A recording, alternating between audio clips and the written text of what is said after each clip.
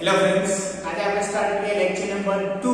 Lecture number 1 માં આપણે basic વર્તુળ વિશેની જે થોડી માહિતી હતી, વર્તુળ કોને કહેવાય, ત્રિજ્યા કોને કહેવાય, કેન્દ્ર કોને કહેવાય, વર્તુળ દ્વારા સમતલનું કેટલા ભાગમાં વિભાજન કરે છે, જીવા કોને કહેવાય અને વ્યાસ કોને કહેવાય.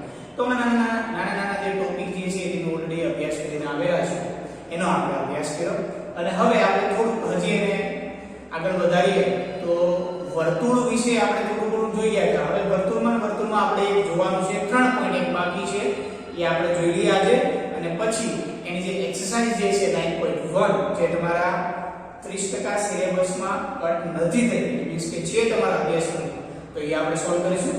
તો આજે આપણે સ્ટાર્ટ કરીએ એક નવા ટોપિક સાથે, વર્તુળની ચાપ. ઇટ મીન્સ કે arc of a circle. ચલો વર્તુળની વ્યાસ વિશે થોડીક આપણે જોઈએ કે વર્તુળનો વ્યાસ શું છે. બરાબર, તો હવે વ્યાસમાં આપણે એક વસ્તુ પોઈન્ટ બાકી હતી જોવાની. વ્યાસ મતલબ કે શું હતો, આ વર્તુળનું કેન્દ્ર હતું અને કેન્દ્રમાંથી પસાર થતો એક શું હતો, વ્યાસ. તો કે વ્યાસ અને વર્તુળની ચાપ એ બંનેનું કોમ્બિનેશન કરીને એક આપણે પોઈન્ટ બનાવવાનો છે. એ હવે આપણે જોઈએ, પણ પહેલા પ્રથમ ચાપ કોને કહેવાય એ આપણે જોઈએ.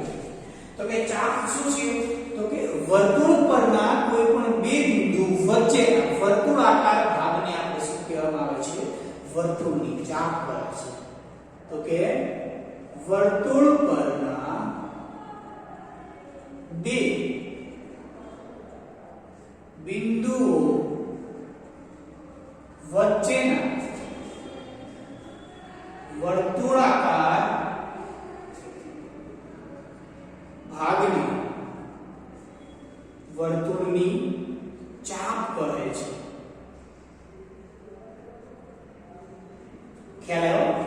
શું કહેવામાં આવે છે કે વર્તુળ પરના કોઈ પણ બે બિંદુ અથવા વર્તુળના શું કહેવામાં આવશે, વર્તુળ પરના બે બિંદુ અથવા કોઈ પણ બે બિંદુ લઈ લો તો કે વર્તુળ પરના બે બિંદુ વચ્ચેના વર્તુળાકાર, ઇટ મીન્સ કે આપણે આકૃતિ દોરીને સમજીએ તો કે ધારો કે આપણે આ લઈ લઈએ છીએ, વર્તુળ લઈ લઈએ,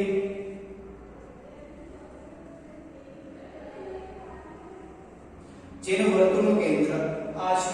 હવે વર્તુળ પરના કોઈ પણ બે બિંદુ કીધા તો ધારો કે એક બિંદુ અહીંયા લઈ લઉં છું P અને એક બિંદુ અહીંયા લઈ લઉં છું Q. ચલો શું કીધું છે, બે બિંદુઓ વચ્ચેના વર્તુળાકાર ભાગ. હવે વર્તુળાકાર ભાગ કોને કહેવાય, તો કે આ જે ભાગ જે છે એક આ ભાગ, આ વર્તુળાકાર થઈ ગયો અને એક કયો ભાગ છે, આ આખો ભાગ. તો વર્તુળ પરના કોઈ પણ બે બિંદુ જે છે એ વર્તુળાકાર ભાગ કેટલા કરે છે, બે કરે છે. એક આ ભાગ થઈ ગયો આપણી પાસે અને એક આપણી પાસે ઉપરનો ભાગ છે. ખ્યાલ આવ્યો? તો કે જે નીચેનો જે નાનો ભાગ જે છે, આપણે ખ્યાલ છે ચાપ કોને લઈએ છીએ તો કોઈ પણ બે બિંદુ દ્વારા વર્તુળાકારના ભાગને આપણે શું કહેવામાં આવે છે, ચાપ કહેવામાં આવે છે. એક આ કંઈક નાનો ભાગ છે અને એક મોટો ભાગ છે. તો કે નાના ભાગ જે છે, વર્તુળાકારનો જે આ નાનો ભાગ છે એને આપણે શું કહેવામાં આવશે, લઘુચાપ. આને આપણે શું કહીશું, લઘુચાપ.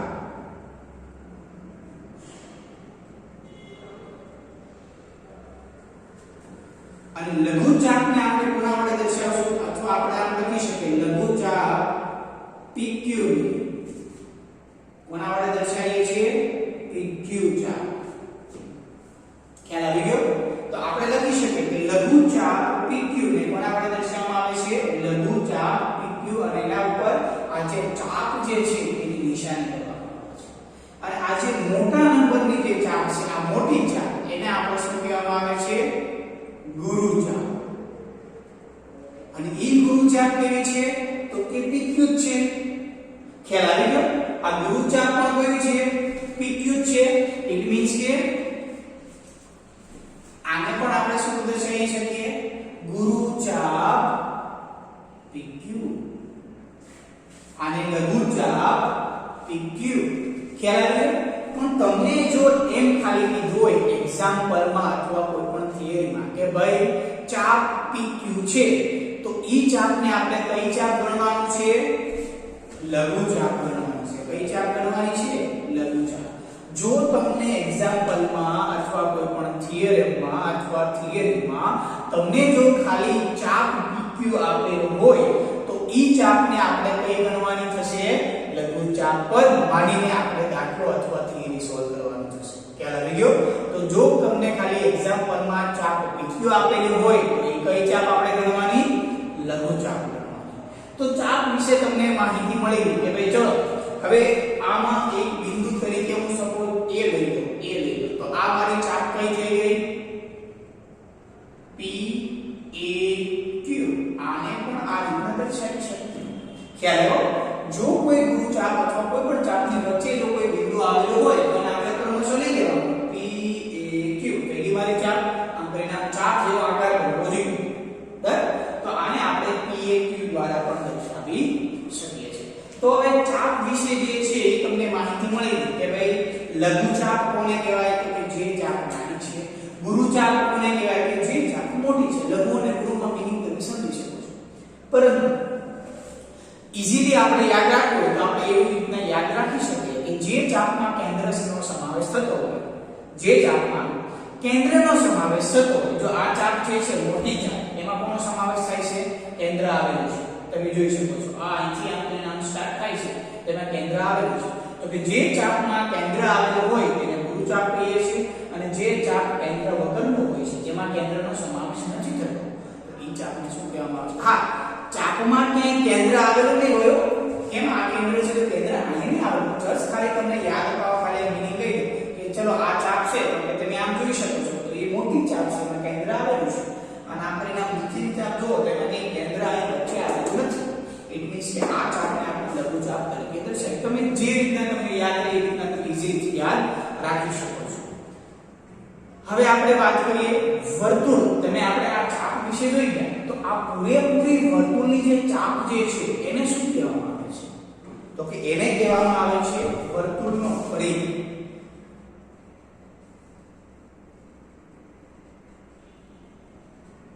વર્તુળનો પરિઘ એને આપણે કહીએ છીએ સર્કમફરન્સ.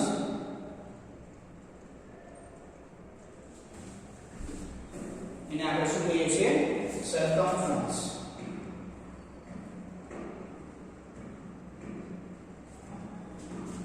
ચલો હવે સર્કમફરન્સની થોડી વ્યાખ્યા જોઈએ કે વર્તુળનો પરિઘ કોને કહેવાય? તો કે વર્તુળની સંપૂર્ણ લંબાઈને આપણે શું કહેવામાં આવે છે? વર્તુળનો પરિઘ. આ વિદ્યાર્થી મિત્રો ખાસ યાદ રાખજો કે જે તમારે 10મામાં સેમ ટુ સેમ વર્તુળ નામનું ચેપ્ટર જે છે એ આવવાનું છે, પણ થોડું ડીપ લેવલમાં આવવાનું છે. એ આપણે 10મામાં ભણીશું, પણ અત્યારે ખાલી આજે નાના પોઈન્ટ જે છે એ ખાસ યાદ રાખવાના છે. એટલા માટે હું તમને ડીપમાં સમજાવું છું. એટલા માટે આપણે જો એક બે લેક્ચર કર્યા, બાકી એક લેક્ચરમાં આપણે ઈઝીલી આ થિયરી બતાવી શકીએ છીએ. ક્યારે તો કે જોઈએ આપણે વર્તુળનો પરિઘ. તો કે વર્તુળના પરિઘને વર્તુળનો પરિઘ કોને કહેવામાં આવે છે? તો કે વર્તુળની સંપૂર્ણ લંબાઈ વર્તુળનો પરિઘ કહે છે. હવે આને મારે સમજવું હોય તો કઈ રીતે સમજી છે? તો કે ધારો કે આપણે આ એક શું આપેલું છે? વર્તુળ આપેલું છે. તો કે વર્તુળનો માહિતી કટકો બનાવો. શું બનાવું છું? વર્તુળનો એક કટકો બનાવું. હવે આપણે વર્તુળના કટકા તો ના કરી શકીએ, પણ એને કઈ રીતના આપણે માપવું હોય તો માપી શકીએ. સપોઝ કોઈ દોરી લઈએ અને દોરી આકાર આપણે સપોઝ કોઈ એક વર્તુળ આકાર સપોઝ ડીશ છે અથવા કોઈ સિક્કો છે, કોઈ પણ દોરીને આપણે નામ કરી દઈએ એક્ઝેક્ટલી. પછી ત્યાંથી આપણે ટુકડો કરી નાખીએ તો દોરી આપણે પડતી એટલી થઈ. તો કે આની જ્યારે હું અહીંથી કટ કરું છું ત્યારે મારે દોરી કેટલી થઈ જશે? આટલી વેચ થઈ જશે. તો કે આ માપને શું કહેવામાં આવે છે? વર્તુળનો પરિઘ કહે છે. શું કહેવામાં આવે છે? આ માપને આપણે શું કહીએ છીએ? વર્તુળનો પરિઘ. સપોઝ આપણું ટાયર છે, સાયકલનું ટાયર જે છે ઇનિશિયલ પોઝિશન ઉપર સપોઝ અહીંયા છે, બરાબર? આ આપણું સાયકલનું ટાયર લઈ લઈએ. હવે આ એક આપણે નામ રાઉન્ડ મારે છે. આ આપણે નામ ફરી પાછું ઈ ક્યાં કઈ પોગે છે? ધારો કે અહીંયા આપણે વર્તુળનું પાછું વર્તુળ અહીંયા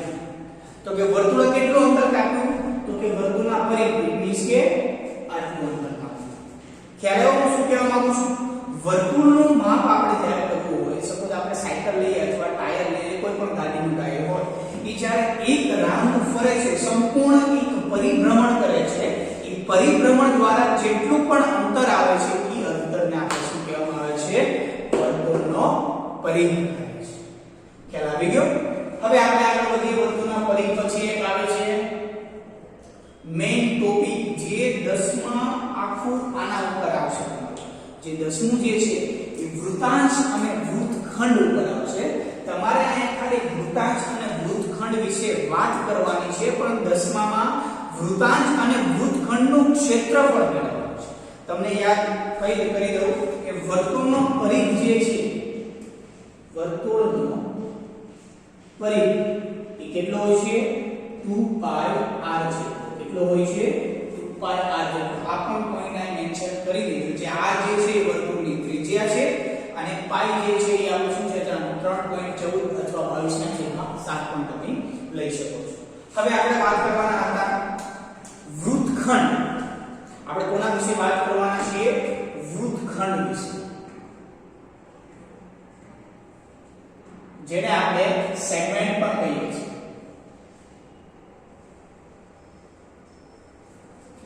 વૃત્તખંડ કોને કહેવાય? તો કે પહેલા આકૃતિ દોરીએ અને પછી આપણે આ આકૃતિનું રફ કરી નાખીશું. આની હવે કોઈ જરૂર નથી. સોરી, હા, એક પોઈન્ટ આપણે જે બાકી લીધો, આપણે પહેલા જ વાતચીત કરી હતી કે આપણે વર્તુળના વ્યાસને આપણે આની સાથે કમ્પેર કરવાના છે. ચલો, હા, એ પોઈન્ટ આપણે એક બાકી લીધો, એ જો આ લઈ લેશું. તો કે જો ચાપના અંત્ય બિંદુ, ચાપ જે છે મારી લઘુ ચાપ હોય અથવા ગુરુ ચાપ હોય, જે ચાપના અંત્ય બિંદુ જો મારા વ્યાસ હશે, સપોઝ આ એક અંત્ય બિંદુ લઈ લો P અને આ એક અંત્ય બિંદુ લઈ લો Q, તો અહીં મારી બે ચાપ થઈ ગઈ. કઈ ચાપ થઈ ગઈ? એક આ ચાપ અને એક આ ચાપ. તો આ બંને ચાપ કેવી થઈ ગઈ? સમાન થઈ ગઈ. જો ચાપના અંત્ય બિંદુ વ્યાસના અંત્ય બિંદુ હોય તો મારી બંને ચાપ કેવી થાય છે? સમાન. આ પણ ચાપ અને આ ચાપ કેવી થાય છે? સમાન. તો આને આપણે શું કહેવામાં આવે છે? અર્ધવર્તુળ. આને આપણે શું કહીશું? આ જે છે એને આપણે શું કહેવામાં આવશે? અર્ધવર્તુળ. ખ્યાલ આવી ગયો? જો ચાપના અંત્ય બિંદુ વ્યાસના અંત્ય બિંદુ હોય તો બે સમાન ચાપમાં વિભાજન કરે છે અને તેને શું કહેવામાં આવે છે? અર્ધવર્તુળ. તો જો આ ચાપનો પોઈન્ટ હું અહીંયા લખી નાખું છું. ચાપ તો હવે તમને ખ્યાલ આવી ગઈ, પણ અહીં લખું છું. જો ચાપના અંત્ય બિંદુઓ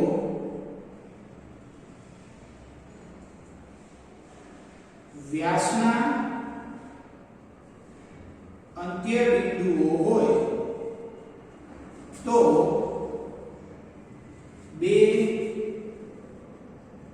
સમાન ચાપમાં વિભાજન કરે છે અને તેને અર્ધવર્તુળ કહે છે. વિદ્યાર્થી મિત્રો, આ પોઈન્ટ ખાસ યાદ રાખજો. જો ચાપના અંત્ય બિંદુ વ્યાસના અંત્ય બિંદુ હશે તો બંને ચાપ કેવી હશે? સમાન હશે અને એને આપણે શું કહેવામાં આવે છે? અર્ધવર્તુળ. આ પોઈન્ટ ફરી વખત તો શું લખી લેજો. આ ઇમ્પોર્ટન્ટ ક્વેશ્ચન છે. 1 માર્ક્સના શોર્ટ ક્વેશ્ચનમાં તમને પૂછાઈ શકે છે. હવે આપણે જ્યાં હતા ત્યાં આપણે ફરી વખત પહોંચી જઈએ. વૃત્તખંડ. કે વૃત્તખંડની પહેલા હું વ્યાખ્યા લખું છું અને તમને વૃત્તખંડ વિશે સમજાવું. ચલો, પહેલા વ્યાખ્યાની પહેલા સુધી આપણે એક આકૃતિ દોરીએ અને પછી આપણે વૃત્તખંડ વિશે સમજી લઈએ. કેમ કે વૃત્તખંડ નામનો ટોપિક, વૃત્તખંડ અને વૃત્તાંશ નામનો ટોપિક બહુ જ મહત્વનો ટોપિક છે. વૃત્તખંડ કોને કહેવાય? ચલો, એનું કેન્દ્ર તો તમને ખ્યાલ જ છે, કોઈ પણ વર્તુળનું કેન્દ્ર તો છે. તો કે વૃત્તખંડ કોને કહેવાય? તો કે વર્તુળની જીવા. આ એક લઈ લઉં છું, વર્તુળની જીવા. જોજો, વ્યાસ લેતો નથી. શું લઉં છું? જીવા લઉં છું. તો કે વર્તુળની જીવા અને વર્તુળાકાર ચાપ દ્વારા ઘેરાયેલા પ્રદેશને આપણે શું કહેવામાં આવે છે? વૃત્તખંડ કહે છે. શું કહે છે? વૃત્તખંડ. જો આ વ્યાખ્યા પણ હું બોલી ગયો. શું છે? તો કે વર્તુળની જીવા અને વર્તુળની ચાપ, વર્તુળાકાર ચાપ, વર્તુળની જીવા અને ચાપ દ્વારા અથવા ચાપ વચ્ચેના પ્રદેશને આપણે શું કહેવામાં આવે છે? વૃત્તખંડ. અહીં લખી નાખું છું. વર્તુળની જીવા અને ચાપના વચ્ચેના પ્રદેશને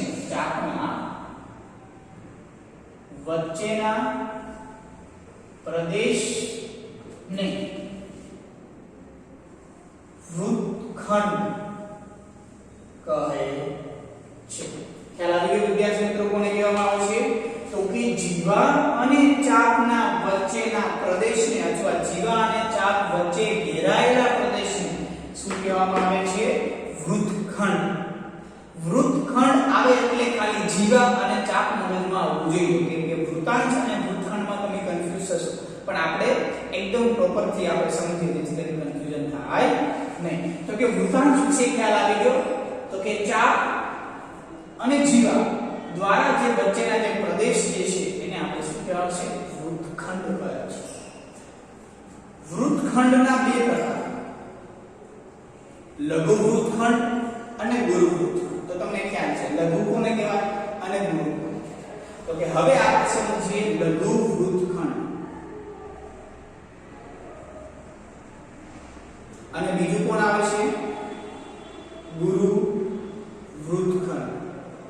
વ્યાખ્યા તમને કઈ પૂછવાના નથી કે ગુરુ વૃત્તખંડ કોને કહેવાય અથવા લઘુ વૃત્તખંડ કોને, અને જો પૂછે તો કહી દેવાનું કે વર્તુળની જીવા અને ગુરુ ચાપ દ્વારા રચાયેલા પ્રદેશને ગુરુ વૃત્તખંડ કહે છે. વર્તુળની જીવા અને લઘુ ચાપ દ્વારા વચ્ચેના પ્રદેશને શું કહેવામાં આવે છે? લઘુ વૃત્તખંડ. તો આને આપણે શું કહેવામાં આવશે? લઘુ વૃત્તખંડ.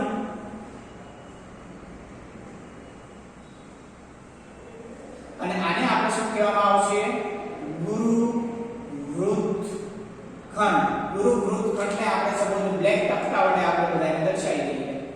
તો આ જે છે એને શું કહેવામાં આવે છે? ગુરુ વૃત્તખંડ.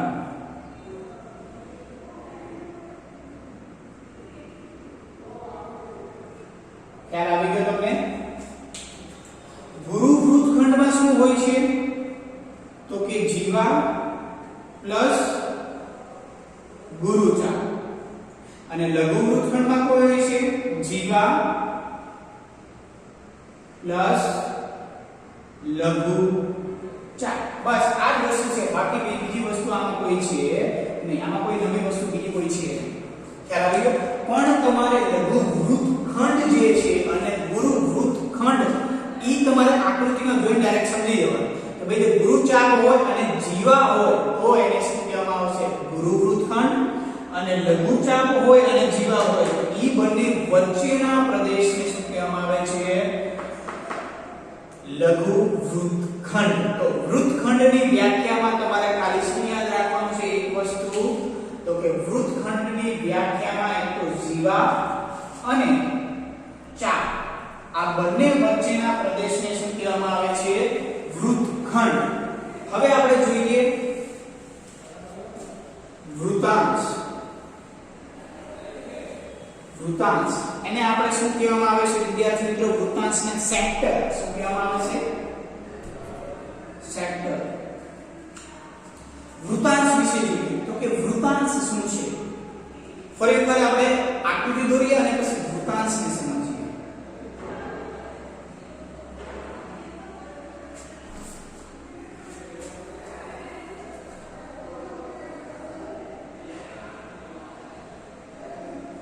ચલો રાઈટ, વર્તુળનું કેન્દ્ર લઈ લઉં છું.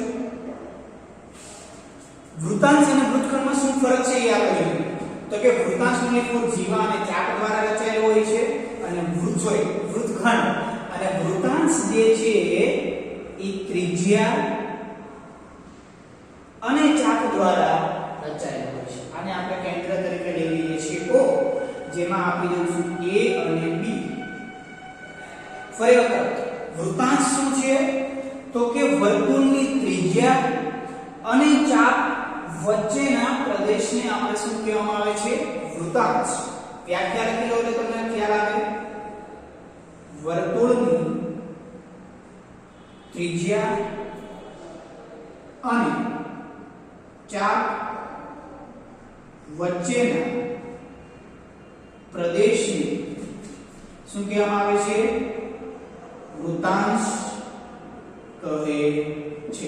આ થઈ ગઈ આપણે વૃત્તાંશની વ્યાખ્યા. હવે વૃત્તાંશના પણ સેમ ટુ સેમ બે પ્રકાર. વૃત્તાંશના પણ સેમ ટુ સેમ બે પ્રકાર. લઘુ વૃત્તાંશ અને બીજો ગુરુ વૃત્તાંશ. આમાં શું હતું? જીવા અને લઘુચાપ અથવા ગુરુચાપ. તો સેમ ટુ સેમ આમાં શું છે? ત્રિજ્યા અને લઘુચાપ અને ગુરુચાપ. ચલો વધારે સમજીએ આપણે. વર્તુળની ત્રિજ્યા અને તેના ચાપ વચ્ચેના પ્રદેશને શું કહેવામાં આવે છે? વૃત્તાંશ કહે છે. તો આ જે પ્રદેશ જે છે એને શું કહેવામાં આવે છે? વૃત્તાંશ કહે છે. અને બાકીના પ્રદેશને પણ શું કહેવામાં આવે છે? વૃત્તાંશ જ કહેવામાં આવે છે. ખ્યાલ આવી ગયો? આ જે 12મો જે ભાગ જે છે એને પણ આપણે શું કહેવામાં આવે છે? વૃત્તાંશ. કેમ કે જો આ બંને ત્રિજ્યા અને ઉપરની ચાપ દ્વારા ઘેરાયેલો પ્રદેશ છે અને નીચેનો રેડ ભાગ છે આ બંને ત્રિજ્યા અને નીચેની ચાપ દ્વારા ઘેરાયેલો પ્રદેશ છે. બંનેને કહેવાય તો વૃત્તાંશ. પણ આમાં કેમ આપણે વૃત્તખંડમાં લઘુ વૃત્તખંડ ને ગુરુ વૃત્તખંડ જોયું? As it is same to same આમાં પણ આપણે સમજવાનું છે લઘુ વૃત્તાંશ એન્ડ ગુરુ વૃત્તાંશ. તો જો વિદ્યાર્થી મિત્રો હું આમાં શું કામ ભાર દઉં છું? કારણ કે આ 10મામાં તમારે આવવાનું છે એટલા માટે. ચલો તો કે હવે તમને ઓલરેડી આને જોઈને તમને આને ખ્યાલ આવી જશે કે આને લઘુ વૃત્તાંશ કોને કહેવાય અને ગુરુ વૃત્તાંશ કોને કહેવાય. તો કે લઘુ વૃત્તાંશમાં ચાપ કેવી હોય? લઘુ ચાપ હોય. ગુરુ વૃત્તાંશમાં ચાપ કેવી હોય? ગુરુ ચાપ હોય. તો હવે તમને આમાં ખ્યાલ આવી ગયો. આમાં જીવા પ્લસ લઘુ ચાપ લખી હતી પણ આમાં શું લખવાનું? ત્રિજ્યા. પણ ત્રિજ્યા કેટલી? બે ત્રિજ્યા. સપોઝ કોઈ આ વર્તુળ દોરીએ અને આ ત્રિજ્યા લીધી. હવે આમાં મને એક ત્રિજ્યા અને ચાપ લઈને બતાવો કે કઈ વૃત્તાંશ લાઈન કયું વૃત્તખંડ થાય? ના. ખ્યાલ આવી ગયો? કાં તો આપણે જીવા લઈએ તો મને શું મળે છે? અહીંયા એકનો પોઈન્ટ આવ્યો. આ પણ બે ત્રિજ્યા, આ પણ બે ત્રિજ્યા. વ્યાસ પણ થઈ ગયો, જીવા પણ થઈ ગઈ. ખ્યાલ આવ્યો? તો લઘુચાપ પણ થઈ ગયો. લઘુચાપ ને ગુરુચાપ એટલે બંને ચાપ તો સમાન થઈ ગઈ. તો આ થઈ ગયો મારો અર્ધવર્તુળ. ખ્યાલ આવી ગયો કે નહીં? હવે જીરા દ્વારા પ્રદેશને આપણે લઘુ વૃત્તખંડ પણ કહીએ કે અને લઘુ વૃત્તાંશ પણ થઈ ગયું. ખ્યાલ આવી ગયો? ચલો ફરી વખત અહીં જોઈએ છીએ આપણે વૃત્તાંશ એટલે કે ત્રિજ્યા પ્લસ લઘુચાપ. તેને શું કહેવામાં આવે છે? લઘુ વૃત્તાંશ. ત્રિજ્યા અને ગુરુચાપ એને આપણે શું કહીએ છીએ? ગુરુ વૃત્તાંશ. તો હવે આપણે નામ લખી લઈએ. આને આપણે શું કહેવામાં આવે છે? લઘુ વૃત્તાંશ. અને આને આપણે શું કહેવામાં આવે છે? ગુરુ વૃત્તાંશ. હવે વિદ્યાર્થી મિત્રો એક પણ જાતનું કન્ફ્યુઝન ના રહે. એક વ્યાખ્યા આપણે ધ્યાનથી સમજી લીધી છે. ફરી વખત આ લેક્ચર પૂરી થોડું સમજાઈ દો. આપણે સમજ્યા તો જે વર્તુળની ચાપ નાની ચાપ હોય લઘુ ચાપ, મોટી ચાપ હોય ગુરુ ચાપ. જે વ્યાસના અંત્ય બિંદુ હોય, જે ચાપના અંત્ય બિંદુ જો વ્યાસના અંત્ય બિંદુ હોય તો બંને ચાપ કેવી થઈ જશે? સમાન. અને એને આપણે શું કહેવામાં આવે છે? અર્ધવર્તુળ. પછી આપણે જોયું વર્તુળનો પરિઘ. વર્તુળનો પરિઘ કેટલો હોય છે? 2πr. વર્તુળના પરિઘ ઇટ મીન્સ કે શું? તો કે વર્તુળે એક જ વર્તુળમાં એટલે કે એક પરિભ્રમણ કરે છે ત્યારે કેટલું અંતર ચાપે છે એને કહેવાય છે વર્તુળનો પરિઘ. ઇટ મીન્સ કે વર્તુળની સંપૂર્ણ લંબાઈને આપણે વર્તુળનો પરિઘ કહે છે. એને આપણે સર્કમફરન્સ કહીએ છીએ. હવે આપણે જોઈએ વૃત્તખંડ જેને આપણે સેગમેન્ટ કહીએ છીએ. વૃત્તખંડ કોને કહેવાય? તો કે જીવા અને ચાપ વચ્ચેના પ્રદેશને આપણે વૃત્તખંડ કહીએ છીએ. અને ત્રિજ્યા અને ચાપ શું જોઈએ આપણે? ત્રિજ્યા અને વર્તુળાકાર ચાપ વચ્ચેના પ્રદેશને આપણે શું કહેવામાં આવે છે? વૃત્તાંશ. ઓકે વિદ્યાર્થી મિત્રો, તો આને વ્યવસ્થિત નોટ ડાઉન કરી લેજો. નેક્સ્ટ લેક્ચરમાં આપણે એક્સરસાઇઝ 9.1 સોલ્વ કરીશું.